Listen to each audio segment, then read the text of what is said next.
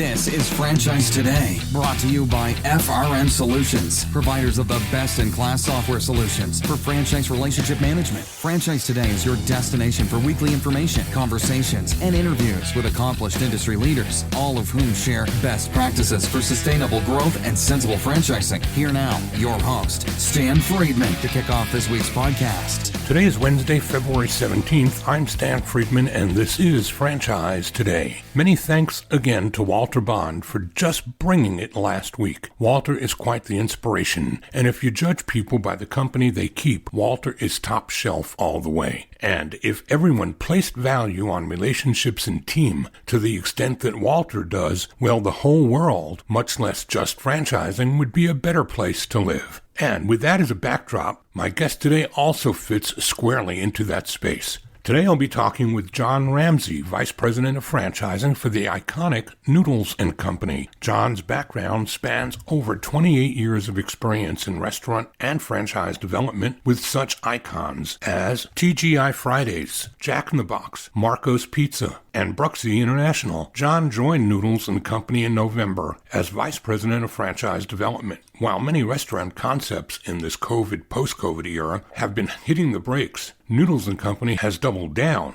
as the Colorado chain, with John leading the franchise development charge, hits the gas, driving Noodles restaurant growth initiatives. John's history includes positions in both franchise and restaurant development, and he's extremely excited to have the opportunity to grow and further develop a proven concept like Noodles and Company. As we'll discuss today, Noodles has innovated and adapted quickly to the off-premise experience and offers attractive unit-level economics for franchisees. I'll be back in 2 minutes or less with John Ramsay. Franchise Today will be right back, but first, a word from our sponsors. We are all familiar with Vistage, YPO, and EO. Well, now comes Zor Forum, a somewhat similar type of executive group, but this one comes with a twist. Zor Forum groups are exclusively for franchisors. Imagine a peer group for sharing and networking on a platform built exclusively for franchise executives. Zor Forum members are afforded unparalleled access to best practices and some of the brightest minds within the franchising world through regular meetings and a dedicated communications platform. In this post-COVID world, a franchise-specific mastermind or peer group is an endeavor worth making time for. Zor Forum groups of 6 to 10 will bring leaders together that are in similar situations, but with exclusivity in terms of their competitive set, so that each can openly help others benefit from their respective knowledge, perspective, and experience with no fear of competitive loss. Network, learn, strategize, and remain motivated along your journey.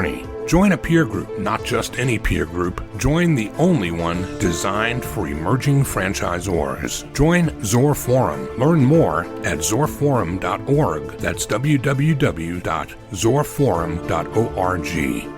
Noodles and Company offers the world's favorite noodle dishes, salads, and soups, all in one restaurant. Each dish is carefully handmade to the guest's specifications, using only the freshest ingredients. Noodles proudly uses real food and real cooking for real flavors. Their dishes are inspired by the individuality, creativity, and cultural heritage of cuisine from around the globe. From penne rosa to Japanese pan noodles, the med salad, and of course, their famous Wisconsin mac and cheese. Only the most authentic ingredients make the cut. While they don't like to brag, Noodles and Company is honored to be the recipient of several business and industry awards. These include Forbes magazine Top 100 Most Trustworthy Companies in America, Eat This, Not That's 35 Hottest Healthy Restaurants in America, Nation Restaurant News Menu Masters Award winner, NBCNews.com Top 10 Best Loved Brands, Parent Magazine Top Family Friendly Restaurants, Health Magazine America's Healthiest Fast Food Restaurants,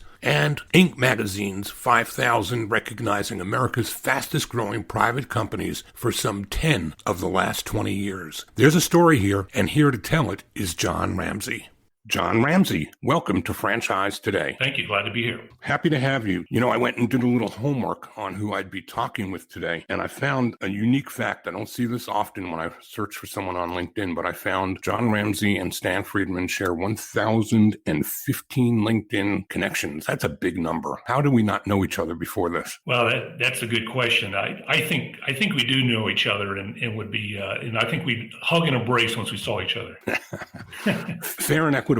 Hey, John, let's do what I always do. Let me ask you to help the audience understand how franchising found you. What were you doing? When was it? And what was the intersection? What did that look like for you? I sort of came into this a little bit different way. I'm actually an architect by training. After graduating from Virginia Tech with my architecture degree, I moved to New York City with plan A being to be designing skyscrapers, living in a loft surrounded by like-minded Renaissance people. But plan A did not work out. So like many people, I worked in restaurants and retail all through high school and college. So plan B was to work retail for the holiday selling season, then back to plan A. So I started working at Bloomingdale's in New York City. I wound up staying there for 7 years. What I discovered was that every large company has an in-house development department. So I used my architecture background and my retail experience, and I became a store designer and then store construction. To me, this is really critical to who I am, since I understand that the money's made on the sales floor or at the restaurant, or as we like to say at Noodles, one bowl, one guest at a time. I also believe there's a good reason that a good restaurant company calls their office the support center and not the corporate office, because our mission is to support the restaurants. So that's how I got started, and I think that's really important as to who I am and how I conduct myself. Now, franchising, after Bloomingdale's, I had the opportunity. I followed a coworker to Savor. Savor had just gone public, growing at 100 plus restaurants a year. They were all company operated. A few years in, we got approached by the Marriott Corporation. They wanted to put Sabaro-style food court-style locations in airports and travel plazas, which, by the way, now we call that non-traditional, but at the time, that was a pretty radical idea, putting branded food in these type of locations.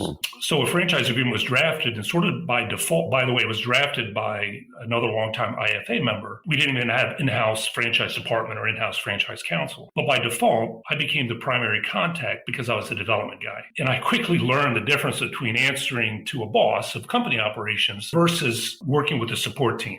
So I quickly learned my skill set. I needed to add diplomacy, negotiation, flexibility. This all became part of who I am and how I behave. So that's how I got into it. And why don't you walk us from there to what came next and how your career in and around franchising unfolded? Yeah, so after Sabaro, and by the way, they went through a phase where, not unusual, that they were growing very quickly. It was the family who, although were public, controlled the business, decided to take it private again, wanted to contract. And guess what got cut? Franchising. And so I got approached by Long John Silver's. I had never done franchise sales before, and they actually approached me for a franchise sales position. And I go and I meet with the team, and I start talking with them, and I sort of ask the question, well, gee, why do you want me to do this? The response was that, number one, we believe in people. We believe in cross-training. We believe that with your background of supporting a franchisee and being involved with the development, that you offer a critical role that we need. And it wasn't about selling per se, because I'm not a salesperson by nature, but it was really about supporting the franchise community and leading the growth charge. So that was really the beginning for me of sort of taking the knowledge that I had gained, adding franchise sales to my experience level. And from there, it just took off. So over the years, I have worked for many different companies, both large and small. I've worked for startups where company operation brand wanted to start franchising from scratch, which was very exciting. So I literally got to write the agreement, got to establish a department, establish policy, procedure, process, all that type of thing. But, I think for me all along, it was never forgetting, again, where the money's made. The money's made in the restaurant. And it wasn't about just selling deals. It was about getting the right partners. It was about having growth that was sustainable. And that, for me, is really important. Well, that's part of why you're here today, because sustainable is one of the buzzwords that this podcast is all about, sustainable growth and sensible franchising. And it sounds like with some of your early career moves, you've been much in that mindset. So take us up from there closer to the current day and bring us up to the present, because we've got a lot to focus on today in our discussion about Noodle. Sure. So, I sort of go back to, when I think of the present day, I really have to go back to the recession, 2008, 2009. Again, like a lot of people, went through a career change rather unexpectedly and really saw firsthand the impact. It's one thing, the impact to me personally, but within the franchise community, what the recession did is it really, to me, brought out or highlighted the fact that so many individuals had leveraged their 401k. They had leveraged equity in their home to sort of start their dream of becoming a franchisee. And I saw so many people get hurt, so many people not recover. And it really left a mark on me that from that point on, I've been very focused on, number one, making sure that I'm aligned with a brand that recognizes the value of people and that this is not just a financial transaction. And I'll use your word sustainability, right? That this is a long-term relationship. It's most likely going to outlive me in my tenure. But for the franchisees, folks that are signing up to be part of the brand, they're looking at a 20-year time frame and they're putting a lot on the line personally. And so I take that very seriously. And I think that's really what has brought me to today. Well, I'm curious about Noodles, and as a concept, it has some unique aspects about it that I see from a business point of view. But before we get to those, I would certainly ask you to give the audience that may not be familiar with the brand a little history about Noodles and the value proposition that it provides to its consumer base. Sure, absolutely. So first of all, Noodles started in 1995 in the Denver area, and it was really a pioneer or sort of one of the leaders of the fast casual movement. If you think back to the late 90s, early 2000s, brands like Panera Bread were coming on stream. Chipotle was a small up-and-coming brand. Qdoba. I had the fortune of, in 2000, working for a brand called Rubio's Baja Grill out here in San Diego, who also was a pioneer in the fast casual segment. And I discovered Noodles for the first time. And we, like a lot of folks at that time, we would take these trips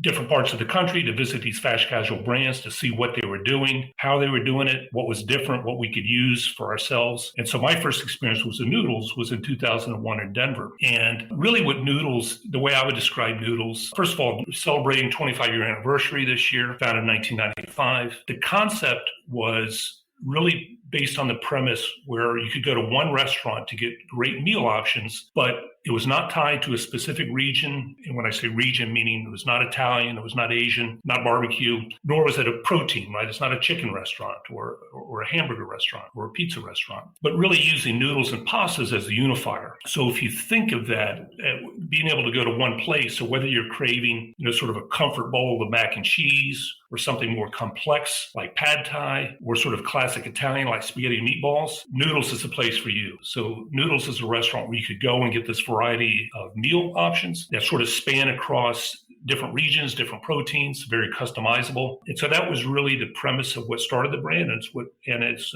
sustained it for these 25 years. And how has the footprint changed over the course of that 25 years? And has the focus of food on premise versus food consumed elsewhere played a big role in the changes that have occurred across the years? Yeah, a great question, right? So with respect to the footprint, as I mentioned, the brand started in Denver. We're now nationwide. However, if you look on a map, we have approximately 450 locations across the U.S. If you look on the map, I call it the rainbow distribution. We kind of go from California. Then if you sort of go up very heavy in the mountain states, Colorado, Utah, up into the upper Midwest, we're very strong in places like Milwaukee and Minneapolis, Green Bay, Chicago, down into Pennsylvania, the Carolinas, all the way down into Florida. So sort of this rainbow effect of where the locations were spread out over time. One of the things they did really well from a development standpoint is they didn't take a shotgun approach. So they didn't put one or two in every city. Once they went into a market, they really focused on developing out those markets to be fully penetrated. So not surprisingly today, our best performing markets are those markets where we've been the longest, but more importantly, that we have a high concentration of restaurants. So it really drives that brand awareness and drives that convenience factor. You ask about the off-premise, and that's one of the other, I think, benefits of what attracted me to Noodles. If you take the premise that we defined the brand sort of pre-COVID and post-COVID, pre-COVID, Noodles was already very heavily into off-premise dining. Over 50% of the occasions were off-premise already, which was great, right? That's what really positioned us to grow sort of post-COVID. And I believe one of the reasons for that is that if you think of pastas, you think of noodle dishes, they travel very well. They stay hot, they stay fresh. It's easy to transport. And so from off-premise, other types of food, obviously, that you'd want to eat in a restaurant and get that dining experience don't necessarily travel well. Noodles product always traveled well. And again, we already had that sort of built-in off-premise model. When COVID hit, we were in a good place to start, but we recognized very quickly that we needed to do some innovation and adaptations to the concept. The first was really enhancing the digital experience. So we have a very robust, easy to use online ordering system. We have a very easy to use and customizable native app, which I think is one of the best in the industry. Very easy to use, very easy to customize your meal. Obviously, you build in your payment system. We've recently even done things, for example, where when you pull up to the restaurant, it'll tell you that your food's ready. You can click on a button that says, hey, I'm here, and notify somebody in restaurant, and they'll bring it out to you curbside. So it could truly be a touchless experience, cashless experience. And again, the meal's going to come to you in a high quality container, easy to take with you back to where you're going to eat. I think the other piece of really driving our success post-COVID was we all saw in the restaurant industry this shift in day part, right? If you think of people no longer working in the office, therefore your sort of traditional take a break from the office and have lunch changed. So those lunch occasions, I think really across the industry have really shrunk and become much more difficult to achieve sort of that lunchtime business as we knew it. The flip side of that is that the dinner occasion, I think, really increased. A lot of us were stuck at home. At a certain point, you get tired of cooking every meal. You want to sort of get back to some level of normalcy. So you can't eat out per se. So you want to bring dinner in. And by the way, now you're bringing dinner in for the whole family. So again, it's a little bit different than at lunchtime where you're typically just buying it for yourself or maybe a coworker. The Noodles brand and the menu really adapted itself very well to satisfying a family. So if you think of family of 4 or 5, 6 people, everybody gets to order their own meal. So if you have dietary restrictions, we have gluten-free options. You have low-carb options. One of my favorites is the Zoodles, which is the zucchini noodles, which, by the way, all of this can be substituted in any dish. Substitute with a Zoodle noodle, which is a healthier option. Then for kids, the mac and cheese, spaghetti, and meatballs is sort of a sure thing. Butter noodle, things like this. So it really has that breadth of menu that really adapts itself well to customizing, to having a majority of entrees for a large group who everybody wants something different. Do you guys do salads? We do salads. And in fact, we're testing right now and continue to innovate on the salads. And this gets to some other pieces when you start talking about sort of operations and innovation within operations, is that we recognize we can't be everything to everybody.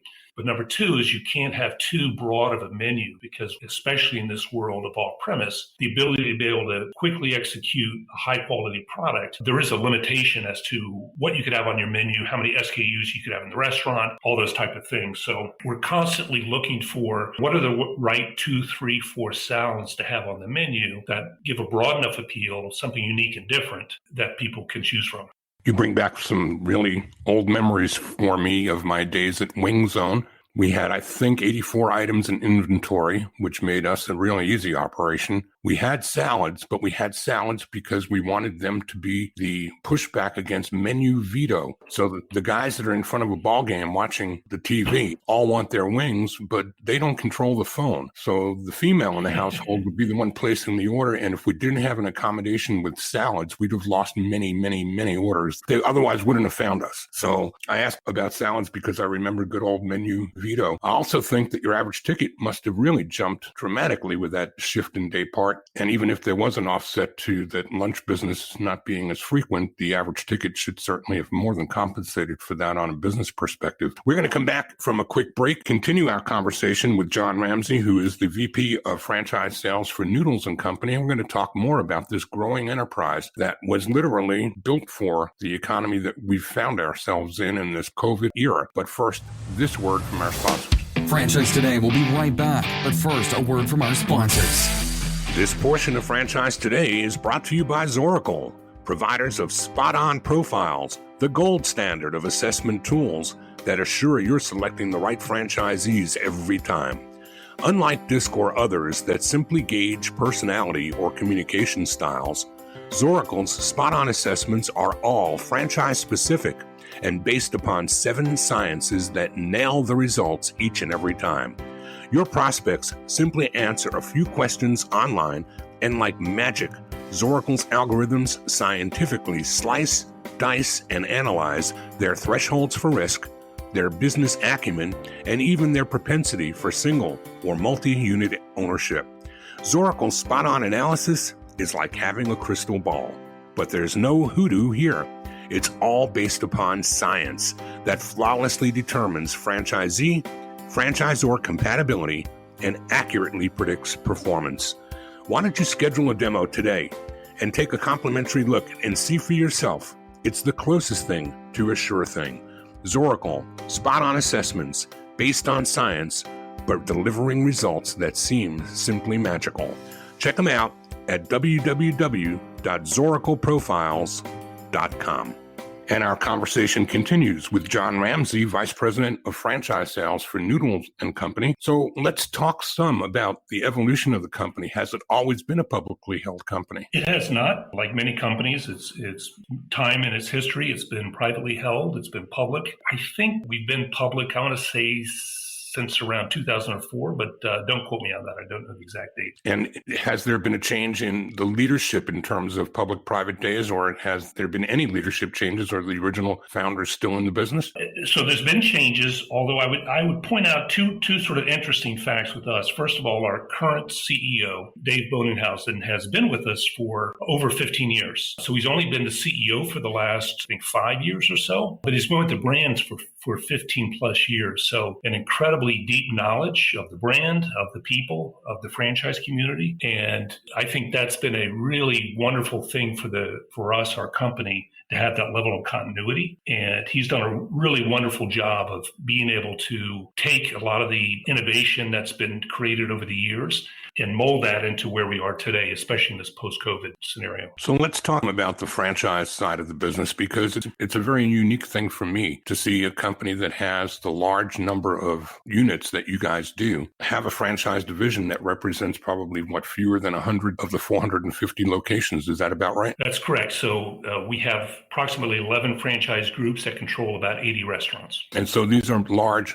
multi-unit, multi-flag type operators that you're seeking, is what I gained from that. We are. And you ask about the founder. So another interesting fact is that one of our largest franchisees was the roommate of our founder. And so we have several franchisees like him who grew up in the Denver area, became fans of the brand, and then became some of the first franchisees and moved to new markets to sort of see the brand, if you will, in these new markets, and have stayed there, which is pretty nice. So help me understand how and why this company has an interest in franchising when it has such a large company-owned division. Where are the lines drawn between whether an area becomes franchised or whether the growth is going to stay organic and internal? Yeah, so I sort of alluded to this before with our footprint. A couple of things I would say about that. First is we've been franchising since 2004, so this is not a new venture to us. And we have great franchisees. They're very loyal to the brand. They're very happy with the brand.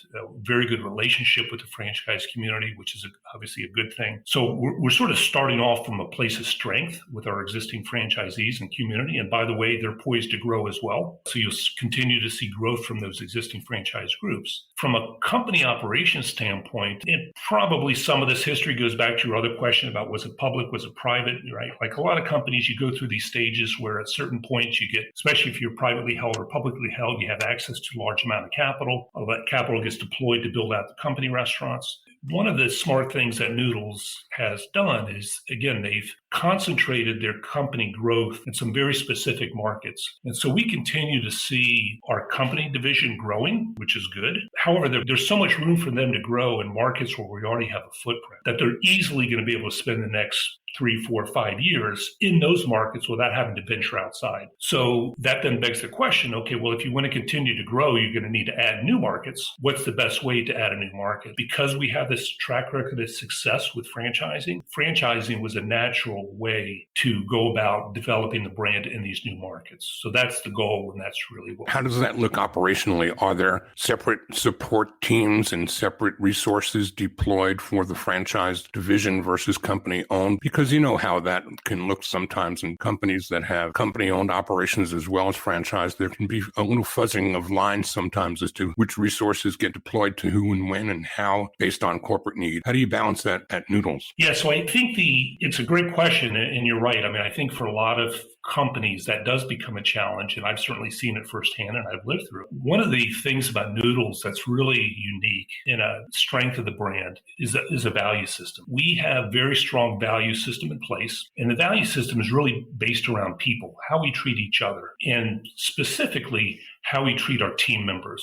And so we place our team members at the top of the pyramid. We recognize that all of our success and sales come at the restaurant level. And it's the folks, our team members at the restaurant level. And by the way, whether they're company or franchise, we really recognize that they're the ones that we need to support. And that's where we need to put our energy. So you then translate that to the support system you ask about. I know when you talk to folks within our team, first of all, they don't differentiate between company and franchise. So when they talk about supporting a restaurant, it's just that, it's supporting a restaurant. And they're supporting the restaurant because they believe it's important and they believe in the values of the brand. So it's all rooted back in this value system, making sure we're recognizing that you're supporting people and you're supporting the people in the restaurants first and foremost. So there's not a distinction there. The other positive aspect of that support network is because we have such a large base of corporate restaurants, a couple things happens. Number one is that virtually every critical position at the support level is filled, right? So we're not sort of starting from scratch. So when you talk about training teams, real estate, design, development, all these different areas, there's highly qualified individuals in those spots already. So it's not like we have to wait for a certain time before we can start adding people. So I think that's a really important part of being able to build on the infrastructure that we have in place. So as we add new franchisees, it's not burdening the system. If anything, it's providing growth opportunities for the folks who are already with us. Great to hear it. And I'm very impressed by companies that employ high value systems in their internal operations and out to the franchisees as well as the employees on the front line. You can have a great corporate culture corporately, but you're breathing your own ether sometimes inside an insular environment if that's not bleeding down to franchisees and frontline employees. And it sounds like you've got that covered from top down and bottom back up. That's right.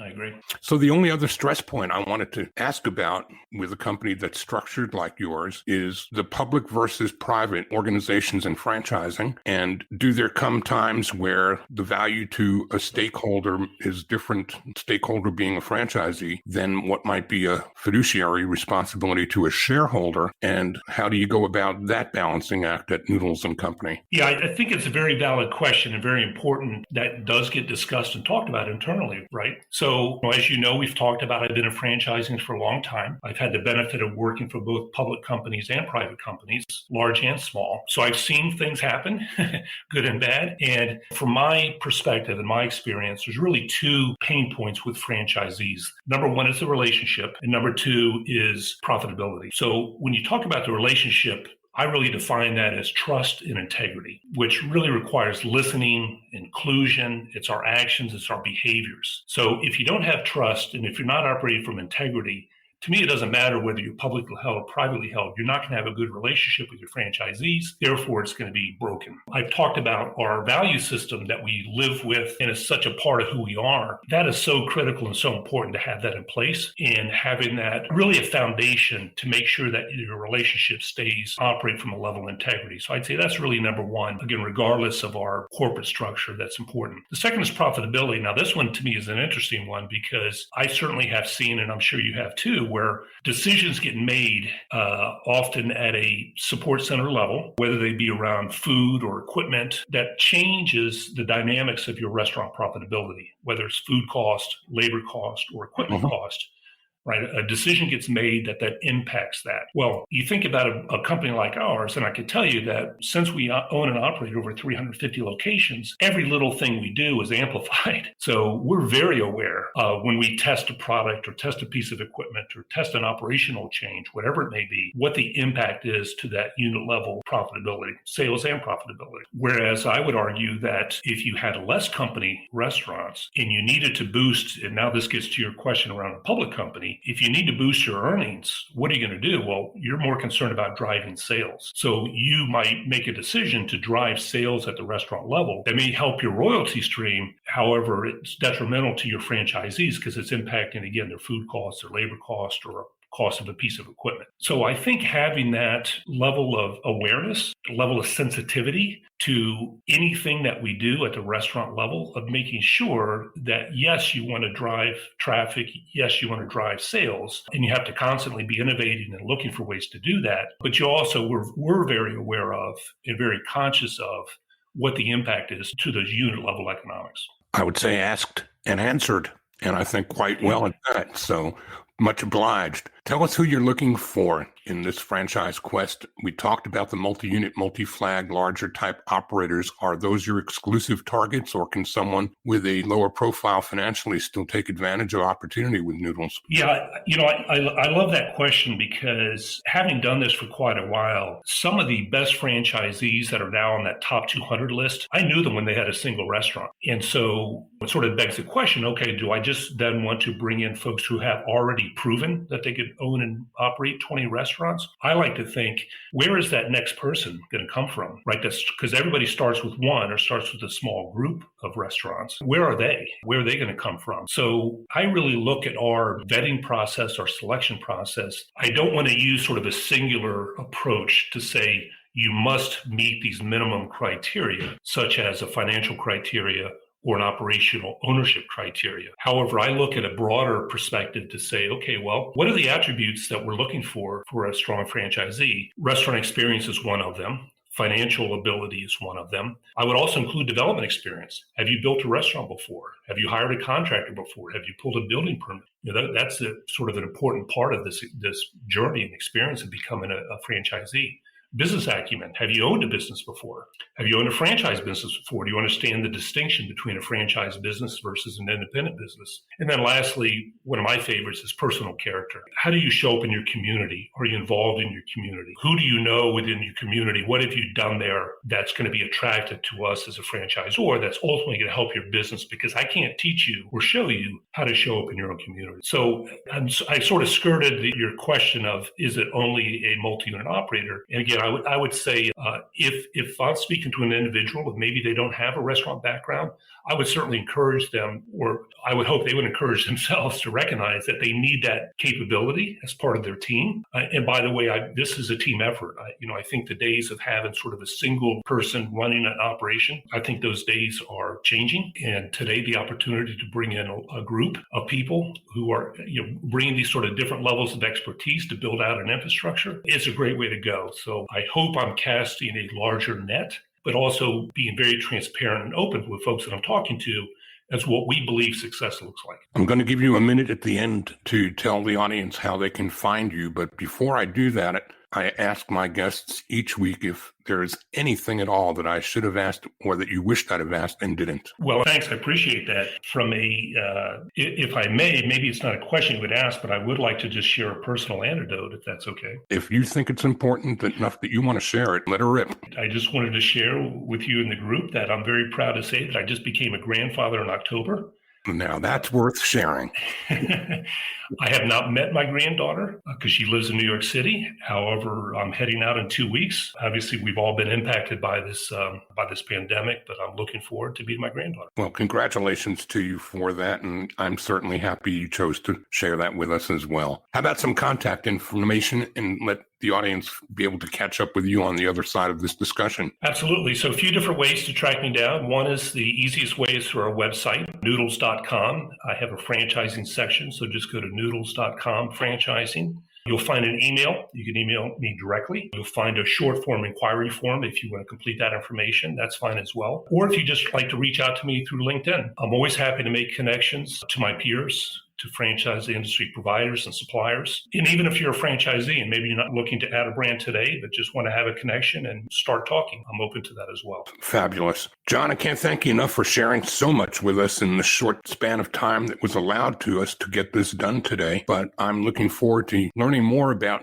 both you and Noodles as time goes on. There's that 1,015 joint connections, but there's another 6,000 in my LinkedIn family for you to get acquainted with as well. So let's make sure we don't make this a static conversation. I'd like to keep the dynamics of this conversation moving forward and keep checking in with you from time to time. I would love that, Stan. I really appreciate you reaching out to us. As a postscript, I might add that following my interview with John, I learned that Noodles and Company recently announced the appointment of Sean Taylor as an independent member of its board of directors. So who is Sean Taylor, and why is this momentous? Sean Taylor is a franchisee, not just any franchisee, but a proven leader in the restaurant industry, who most recently was the president and operating partner of the very successful Zaxby's Houston LLC, which he sold in 2019. Sean Taylor has opened, developed, and operated as many as 35 Taco Bell locations and served on Taco Bell's Franchise Management Advisory Board. He was even a part of a group of business leaders that acquired the Houston Astros, which they sold again in 2017. My point in all this is that you don't put a franchisee of this caliber on your board and add talent like John Ramsay to your executive team unless you're dead serious about franchising. I'm sure you'd agree. Well, that's it for today. Next week we'll do it all again. But until then, please keep making great things happen for your franchisees, yourselves, and all of those that you support and care about. Keep working smarter and hitting the gas harder as you punch through whatever gets in your way. I'm Stan Friedman, and as always, I'm wishing you the best, the very best, of all things franchising,